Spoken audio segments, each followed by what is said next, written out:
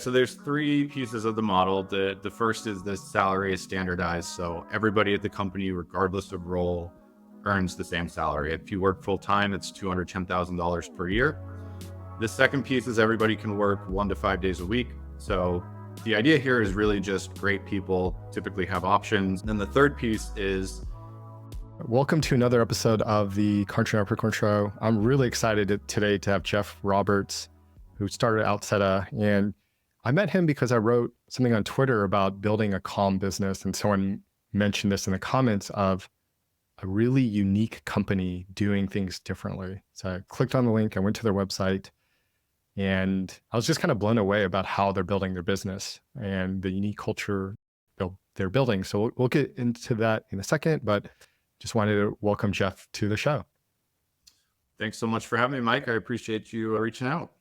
Yeah, likewise. And what was interesting is I think I wrote that on Monday and we deemed each other.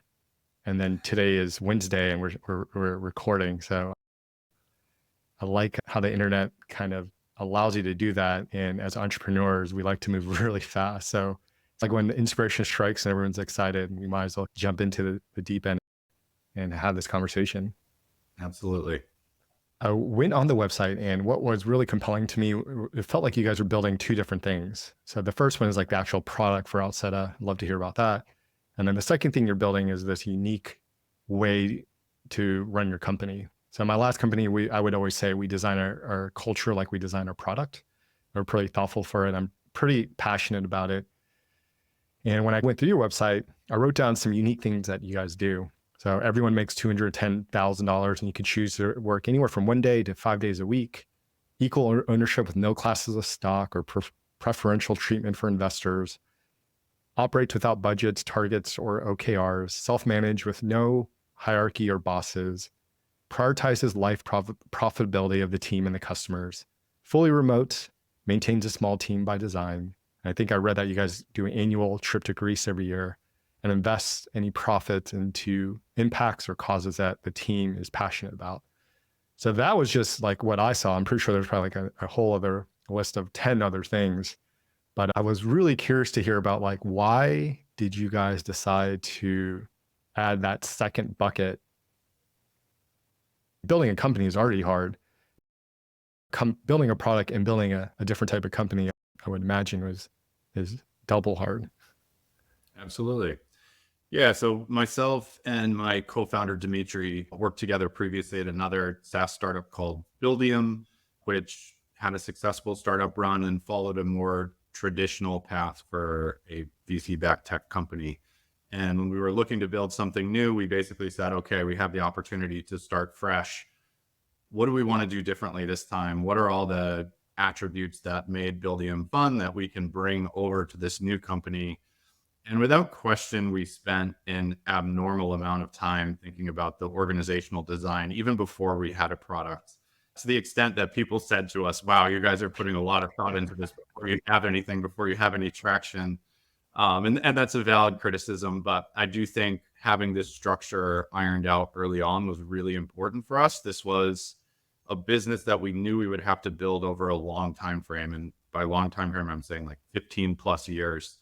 So having all these things sort of organized or thought about early on was really important to have the type of alignment to commit to this sort of project for such a long period of time. And can you also explain what does Outseta do? What's the product that you guys are building as well? Sure. So the product is an all-in-one tech stack to build a SaaS or membership type business. So it basically brings together all the tools that are required to build one of these types of companies from sort of a business management perspective. So it's a billing system to collect payments. It's a CRM to store your customer data.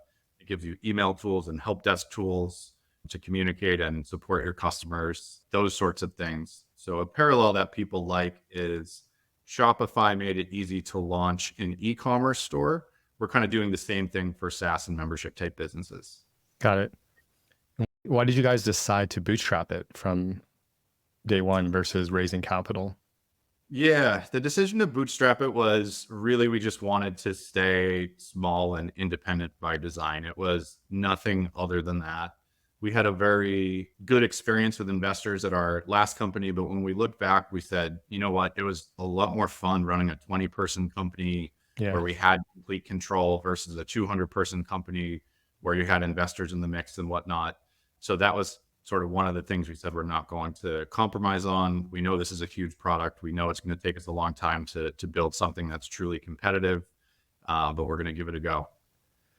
Yeah. And reading through a lot of the comments, because this is such a different organizational design, what is your response when people say that building a business like this in the way that you guys are doing it means that the team isn't ambitious? Because it drives me nuts when people think that a lifestyle, people that want to have a little bit more balance in their life are not ambitious. I don't think it's binary like that, but I'm curious to hear your thoughts on it as well. Yeah, I think there's two things. First of all, just this idea that if you're building any business, it should be enriching your life is not in conflict with being ambitious in my mind. Like lifestyle business has taken on a negative connotation, but building a business that improves your lifestyle doesn't necessarily need to be a billion-dollar company. To me, that is not in conflict with the idea of being ambitious. Beyond that, I would say if you look at what we're building and the type of companies that we're competing against and the fact that we're bootstrapping it and operating this way, this is a hugely ambitious project in my mind. Just because it doesn't need to become a billion-dollar company doesn't mean this is not an ambitious undertaking that has the potential to deliver huge financial rewards still. We just are prioritizing, working in a manner that works for us. What would be a good outcome or success? I think the default answer most people would say is revenue hits this target, but I know you guys measure it in so many different aspects. So I know you're in year 7. What would success look like in year 10? Yeah, so I am different than most people, I think, in terms of my goal in building this company. Certainly, I want it to be a financial success. I want it to make me wealthy. All those things are very, very true. But I look very inwardly at our team in terms of my own personal motivation. I want to see this company change 10 or 20 people's lives in a material way and allow them to build the best life that they possibly can, whatever that means to them. That is my sort of North Star. Can I provide that type of opportunity for 10 or 20 people? Very specifically, we don't have a particular revenue target or outcome or anything like that we're shooting for. But when I get asked this question, I've obviously thought about it. Something in the back of my mind is if we could build a $10 million a year business with 20 employees and just continue to operate, that would be a huge win in my book. At that point, everybody can be compensated really well for sharing profits. We can invest money in some of these impact initiatives we want to do. That would be a big win to me. Yeah. I love that. I was reading through like one of the first blog posts that you guys wrote about announcing the company. And there's something you wrote in there that I found really interesting. And I'll just read it really quick and love to get your thoughts on that and why you wrote it. The basic premise is that most companies today are not operated in a way that is both personally and professionally fulfilling for their employees. And it's all too common for the company to focus on how their employees are supporting their interests without considering how they, as an employer, are supporting the interests of their employees. I think you could also add customers in that as well. I think it's probably default that if you want to build a business, you should put your customer first. That was like the first time, and it sounds obvious now when I'm talking to you, but it's such a novel idea for the company to like what you just mentioned, which is putting their employees or their team members like first or at equal footing as revenue and customers. How has that impacted like all the day-to-day decisions that you guys have made? And is that tied to the concept of life profitability that you guys talk about? 100%. Yeah. There's a few things here that definitely come from my own personal experience starting at Buildium. So I landed at this company, Buildium. I knew nothing about it. I was given a ridiculous amount of freedom to try new things, experiment. I was the head of marketing, so I was basically given free rein to try to grow the company any way that I could. But beyond that, the way that I was treated by the leadership team at that company in terms of giving me the freedom that I wanted to do, the freedom to do the things that I wanted to do in my personal life, was absolutely abnormal. And what I found was, although I was not an owner in that business, at least not in a big substantial way, was I was fiercely loyal and I worked my butt off for that company. And when I looked at that, I was like, I don't know that many people that have that type of feeling towards their employer. Where does that come from? And it came both from the freedom I was given and the autonomy that I was given, but also how I was looked at as a person. And it was acknowledged that I was a person outside of work. It wasn't all about what I could give to the company. It was also what the company could supply to me. And that's become sort of paramount to how we do things at Outseta. The example I like to give is, let's say you have a musician on your team and they have the ability to perform at some venue that they've always wanted to perform at throughout their life, but it's, during work hours or something like that. If you told the employee that they could not do that because they had other meetings or whatnot, think of how much that would destroy their morale. You're taking something that's important to them away from them. Whereas realistically, do you need that person at that exact moment in time to do whatever it is that they're supposed to be doing from a work perspective? Probably not. So I think it's just thinking like a reasonable person about, if these people are on our team and we truly care about them, like what can we do to support their lives? Yes, they're going to work for us and need to support our business, but the two things kind of complement each other in my mind. It's kind of counterintuitive to think about too, because you would think that people with that much freedom and autonomy would be lazy. The comments I'm reading, like, oh, they must be lazy, they must not be ambitious, but it actually has the opposite effect, where people will do their best work and be loyal and feel like the sense of purpose and impact, and also be able to live the life that they want to live. And integrating both sides, your work and your life, and having that freedom and flexibility actually brings out probably the best in both, for what they bring to work and how they live their lives. And having those two things integrated, it feels like the ultimate cheat code, I think, in life. It's like the secret that everyone's trying to find and figure out. Absolutely. I definitely think so. And I think the other part that is important here is all the aspects of our model build on themselves. And a really component here is the ownership that we issue to employees and the amount of ownership that we issue to employees. If that piece was not there, I think it's very valid to say that you could have people with a lot of flexibility sitting on a fairly large salary, and maybe they don't have the motivation, or they do become a little bit lazy as a result. But if everyone's an owner in the business in a significant way, they're very incentivized to increase the value of this company, to help us grow this company, to be working on the appropriate things. So I think that is sort of a system of checks and balances, whether you sort of want to say that or not, that the ownership is a huge motivator for everybody on the team. And I think that's such a key point, that it's all the pieces working together. I don't think you could just do one of these things in isolation, because it needs the other thing for the check and balance. For example, let's dive into the comp model from working 1 to 5 days a week. Somebody could work 2 or 3 or 4. I think that's such a novel idea. It's very unique, but I could see how it needs a check and balance around maybe the profit sharing or the single class of stock or the ownership mindset to really make it work. Can you walk everyone through like how it works and how you chose 210? Such an arbitrary number. Yep. Yeah. So there's 3 pieces of the model. The first is the salary is standardized. So everybody at the company, regardless of role, earns the same salary. If you work full time, it's $210,000 per year. The second piece is everybody can work 1 to 5 days a week. So the idea here is really just great people typically have options. Sometimes they have their own entrepreneurial projects. And if we have the opportunity to work with someone great in a 2-day-a-week capacity, I'll take it all day long. Yeah. I believe in this idea of fractional hiring. So those 2 things building on top of each other mean if you work 1 day a week, you make $42,000 per year. If you work 2 days a week, you make $84,000 per year, all the way up to that $210,000 salary. Then the third piece is, to the extent that you want to, you can work for equity in the business as well. And that equity is the same for everybody. You're essentially getting the exact same equity arrangement that our co-founders and everybody else has. So that is even simpler. We look at the total number of days that all employees have chosen to work for equity, and then what percentage of those days you've chosen to work for equity. So let's say all employees have worked 100 days for equity in total all time, and I've worked 15.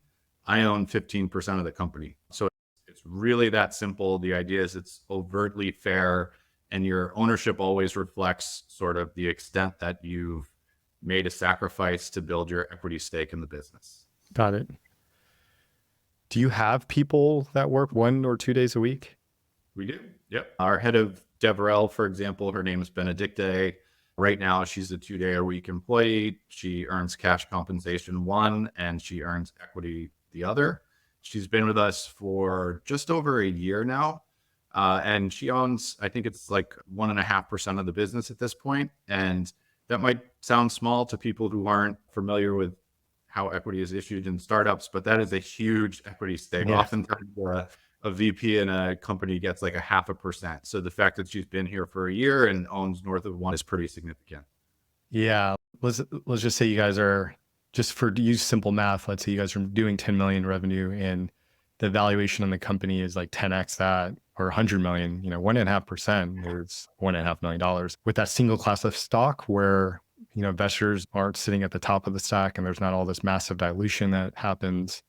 It's nice to have that certainty, because I think I read something that another startup that raised like hundreds of millions of dollars, I think it might have been FanDuel, like all the founders and pretty much everybody walked away with nothing because they sold the company for less than the amount they raised, which meant that the investors got all their money back, but everyone that worked there got nothing, which is so unfortunate for so many people that work so hard to bring that idea to life.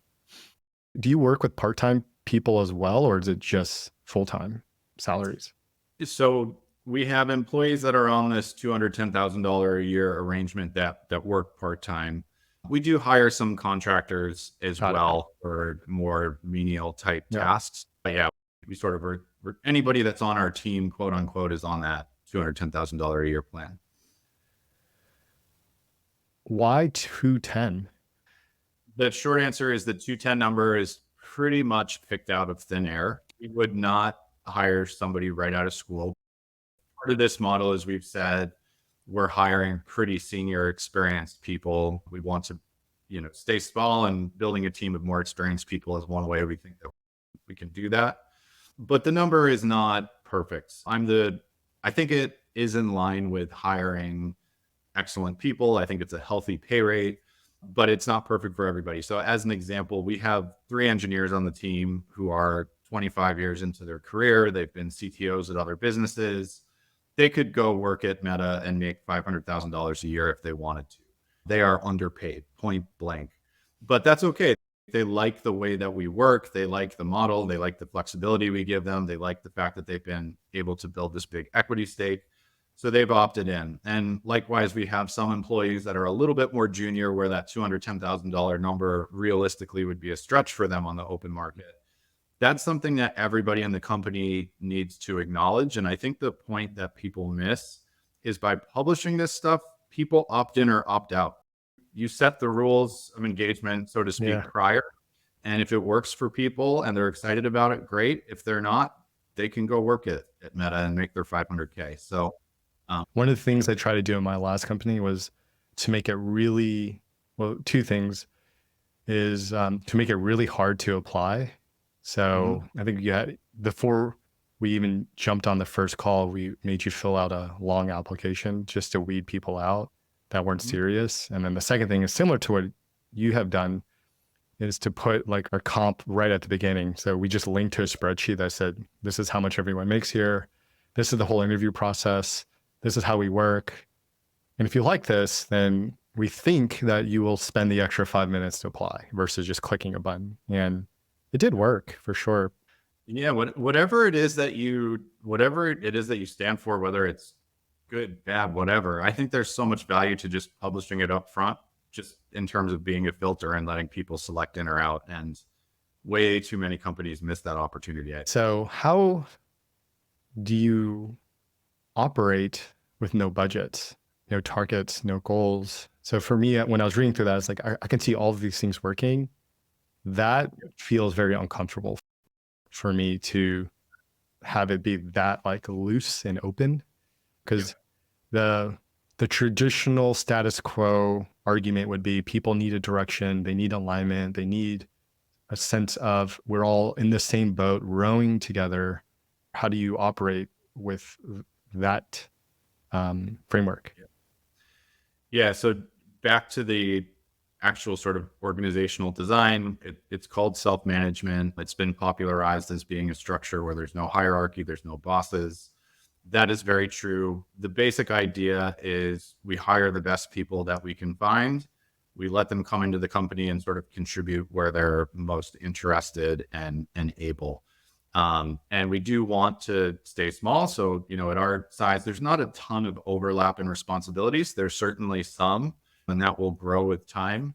But I think a few things are absolutely prerequisites to work this way. And the big one is that we share all information from the business with everybody on the team. There is 100% transparency in terms of everything. And what that means is people know how much money we have in our bank account. People know what is considered from a budgetary perspective, a big expense versus not a big expense. And the short version is we want to empower people. We want them to act autonomously. If you want to go take a $500 course for your own education, you don't need to ask a manager for approval. You just go do it. And that's fine. We want it to be that way. If you wanted to make a $50,000 investment in something, that's a much different deal. That would have a huge effect on the business. And that you should bring that to the team. You should discuss it. There needs to be, a more formalized decision-making process around that. And that's totally okay. But I think ultimately it comes down to everybody is so involved in the day-to-day operations of the business. Everybody does support. Everybody talks to customers. Everyone is very clued into what the needs of the business are. And because they're owners, we like to think that they're incentivized to sort of row in the right directions. And, we're a team. How does the team decide what to work on? Yeah, I think in our case, I get this question a lot. And honestly, I think it is relatively easy in our case. And part of that is because of what we're building. We're not building something that is this new and novel idea where there's a lot of questions around like, what do we build next? Frankly, like what we're building is kind of boring. It's payments, it's CRM, it's email, it's these categories of software that are very well understood. So most of the actual product strategy is just, is Outseta the best email tool on the market? No. Okay, what does the best email tool look like, and how do we sort of creep closer to feature parity? So a lot of it is pretty obvious, is the short answer. I would say we also err on the side of flexibility, and people just gravitate towards the things that they want to work on. We like to think that they're incentivized to make sure those are things that are meaningful to the business, but we're not terribly strict about like, this needs to be built next. And there's probably some downsides to that to an extent, but I think there's also positives in that the team is fired up to work on the things that they're working on and feel like they have a lot of freedom to choose. Yeah, it's probably beneficial too to be very software based versus a more complex business with a lot of intricacies behind it. If there are no managers or quote unquote bosses, how do you handle conflicts or big decision making? Let's say these three people think we should do A, those two people think we should do B, and that person who's a co-founder thinks we should do C, and it's kind of at a standstill. Like, how do you resolve those conflicts? Yeah, there's a bunch of different things here that are interesting. The first one is generally we lean on the person who has the subject matter expertise. So Got it. if there's a back-end engineering decision, I'm not making it. I'm not a back-end engineer. Yeah. We sort of, default those decisions that are topically relevant to the person on the team best suited to make them. Beyond that, if you can search online for Outseta operating agreement. You can see our actual operating agreement, and it talks about how we make some of these decisions. There's a couple interesting bits in there. The first one is big decisions about the company are actually voted on. Yeah, me as a co-founder, I don't have that much control on this structure, to be honest with you. If, let's say, an acquisition offer comes in and it's a serious acquisition offer, we put it to vote. And if 2/3 of the company votes to sell, the company is sold. I Yeah. can't. Is it based on like there's 6 people that work here, so it's, each vote is 1, or is it based on like the amount of equity that each person holds? Each vote is one. It Oh, is wow. equal. Love it. Yeah, we use the ownership structure for a couple other things, like profit sharing is influenced by how much equity you hold in the business. But from the perspective of some of these really large decisions, it is a pure democracy and it is purely up to a vote. Outside of that, we do appoint 3 people within the company that we call managers, and they're sort of a council that can be used to make other types of decisions should we need it. So if we had a decision about firing someone, for example, and it became apparent that that was something that needed to happen, that group can get together, discuss it, talk about it, and ultimately vote whether they want to fire the person or not. And we change who's on that Got it. committee every few years. One idea that just popped up is, have y'all written like a handbook about all these practices? And like, I'm like, Valve's handbook kind of comes to mind of how they kind of operate internally. I feel like if you guys have created it, or if it's already out there, I would definitely read it and reference it. It's a good prompt. We have it sort of split between our operating agreement and a few different blog posts that we published, but we haven't like really pulled it together in a "this is how we work" type post. But I probably should. I think it would be really interesting. I think it would get a lot of views or readers, and Yep. I think a lot of people are interested in this idea, and there's been a lot of books that have been written about it. But when people think about what companies are doing this or have done this, it's always like the same 3 to 5 that people kind of talk about, and they're doing little bits and parts of it. But I think Outseta is the first company that I've seen that's done like from day one and experimented with so many different things. So just sharing those learnings of like what worked and what didn't, or Sure. how do you fire someone? Well, if you have this philosophy of being extremely flat, you have to create a committee, and this is how we've done it. But you could also, here's another variation of how you can do it too. So For sure. I guess tied to that is, what are some things that has worked and what are some things you guys got wrong? Yeah, I think the thing that has worked best is two things. One, it's an incredibly effective inbound recruiting tool. It's kind of absurd, to be honest with you. We don't want to hire that many people. We want to stay small. So we know we're not going to hire that many people, but we have just like stacks of resumes of people that Like, want to work how with us. many do you think? Because the goal is to hire like 20 to 30 people total. Yeah, I get hundreds of applications emailed to me every week. I have a Google Doc that is like the cream of the crop. 150 incredible people that I would trip over myself to hire tomorrow. Why do you think that is? I think a lot of people are just fired up about this model. It's not lost on me that yes, the compensation is good and that's driving some of it, but I think people aren't accustomed particularly to having the flexibility or being granted equity in this way.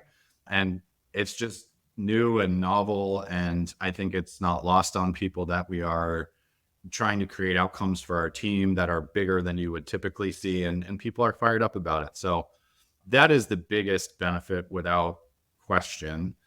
The second one I would say is I think our team just really appreciates the structure. We've never lost an employee. Everybody that's joined the team is still with us. Most of them have been with us relatively long term at this point. And I think people appreciate the freedom. We're hiring these senior people.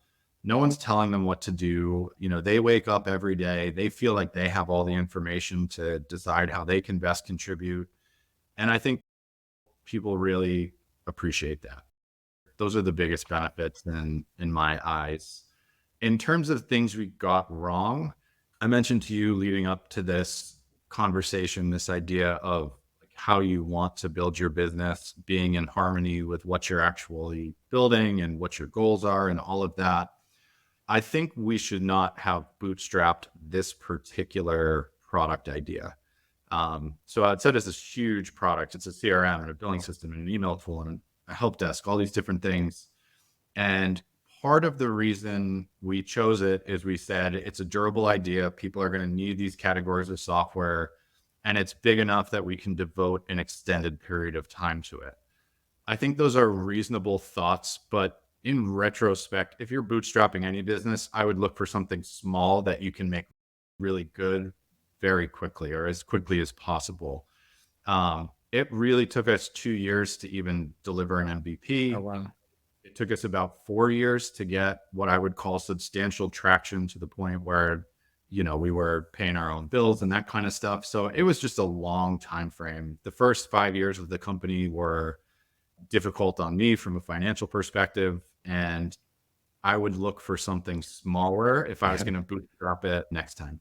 Would you have, knowing how ambitious the product is, I would call it like a broad product set, like an all-in-one for a very specific type of audience?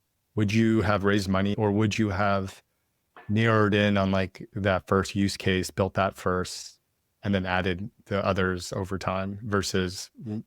It's a really good question. I think the value of what we offer really comes from the all-in-one nature of the product, to be fair. So I like to think if we just said we're doing this all-in-one thing with this particular idea, we probably just should have raised some money early on to accelerate things.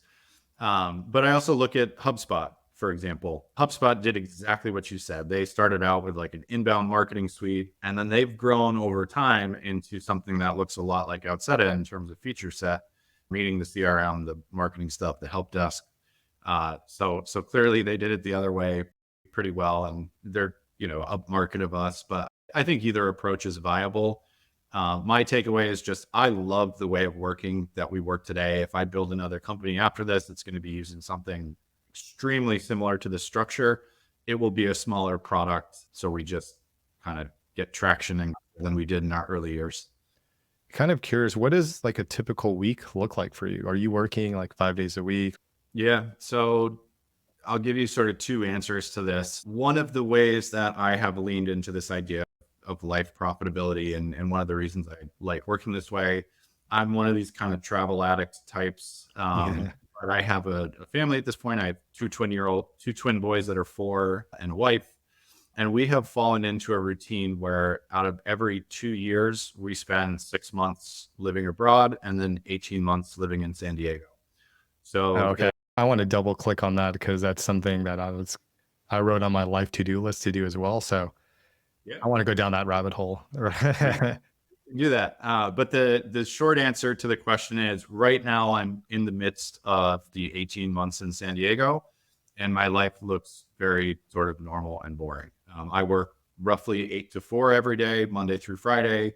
Certainly, like I definitely try to minimize meetings, and I go for a run and exercise during the day and those sorts of things. But I work a very typical Monday through Friday schedule.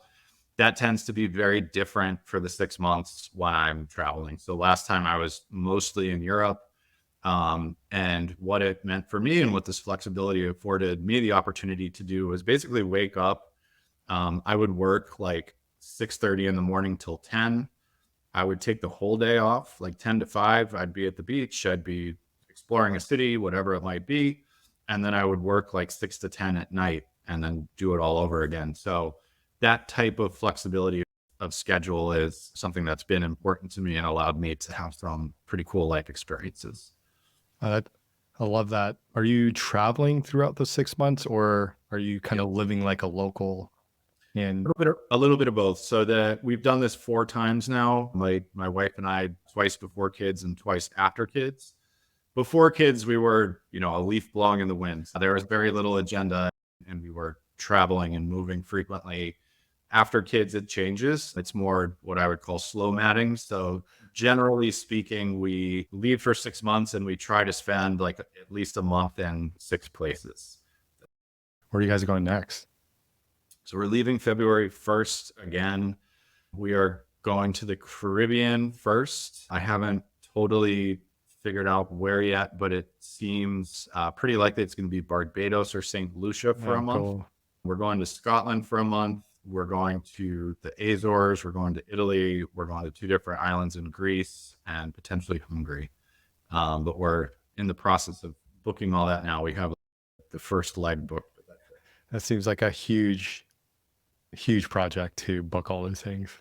It is. It's something I actually enjoy, though. I think there's people that, booking flights and travel and stuff is no fun for. To me, it's like a big optimization challenge. It's, I have young kids, so it's like, how do we make them comfortable where they can post up and have stuff to do, and I have good internet so I can work, and there's a lot that goes in. What are you going to do for like school with the twins? Yeah, so they're 4 now. We can basically do this one more time before they start actual sort of public school that is more serious than the preschool / daycare that they're in now. Yeah. It's up in the air. I am not a huge believer in the educational value of elementary school, but I do think it's very important from a socialization perspective.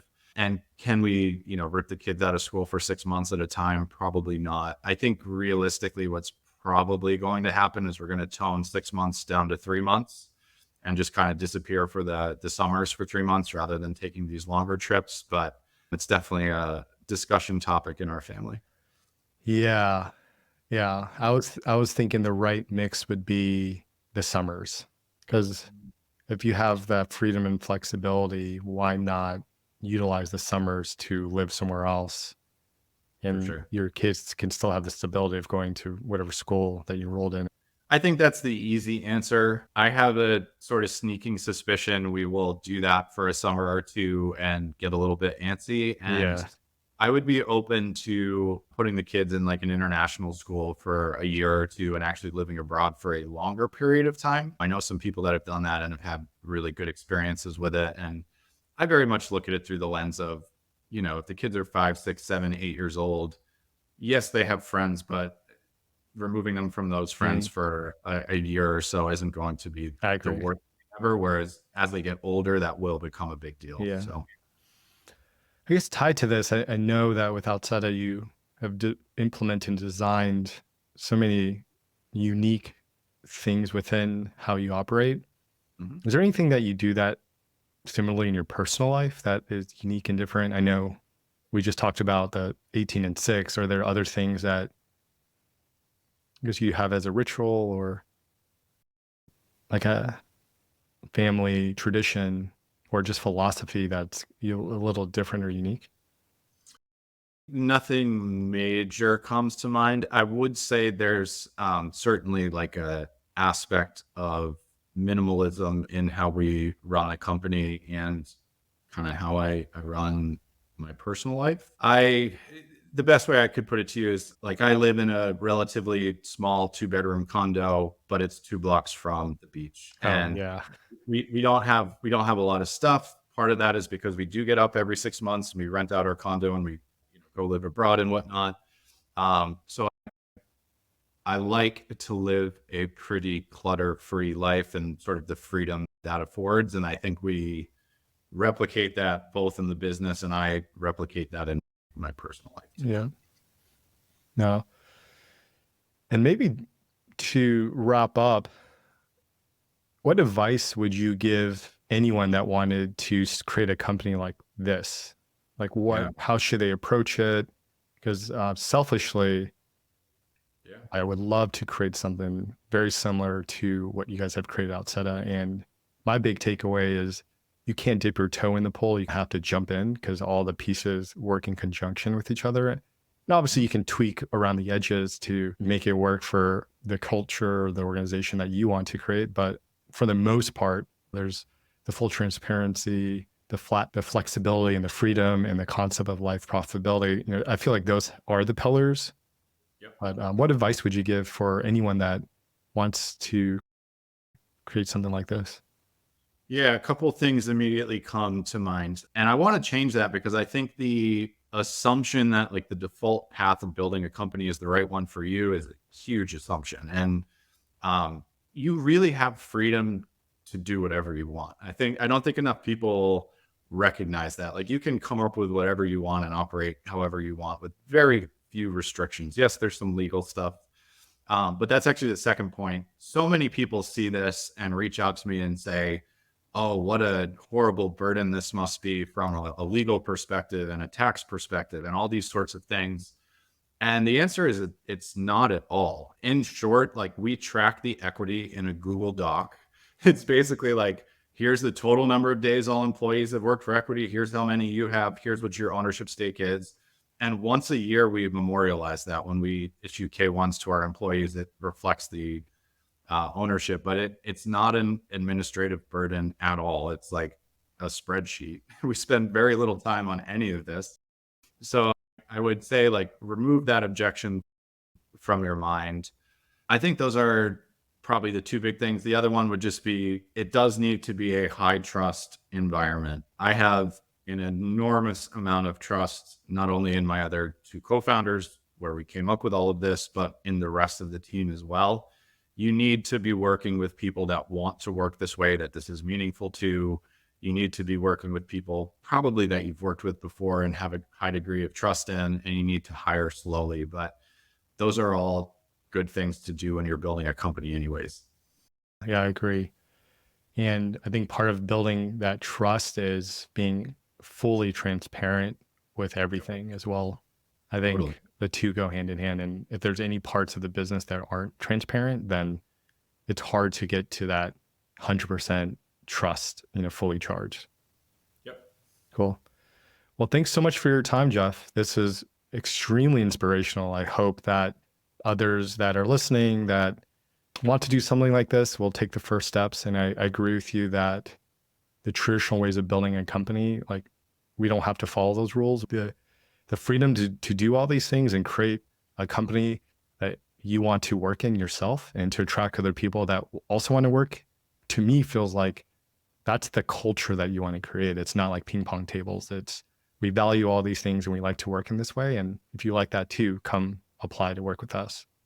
Yeah, I think another great example is Dharmesh from HubSpot. He just said, I don't want to have any direct reports. The guy's the PTO of, whatever it is, $20 billion company at this point, and he's got no direct reports because we want to work. It's like, if you can do that in the context of a public company, you can do it in the context of a 6-person company. Yeah, I agree. And hopefully you and the team will open source the handbook so that others can take your learnings and then apply them. And then hopefully they'll share what's working for them. And there will be more than like 5 or 10 companies doing this. And hopefully it's hundreds, if not thousands in the near future.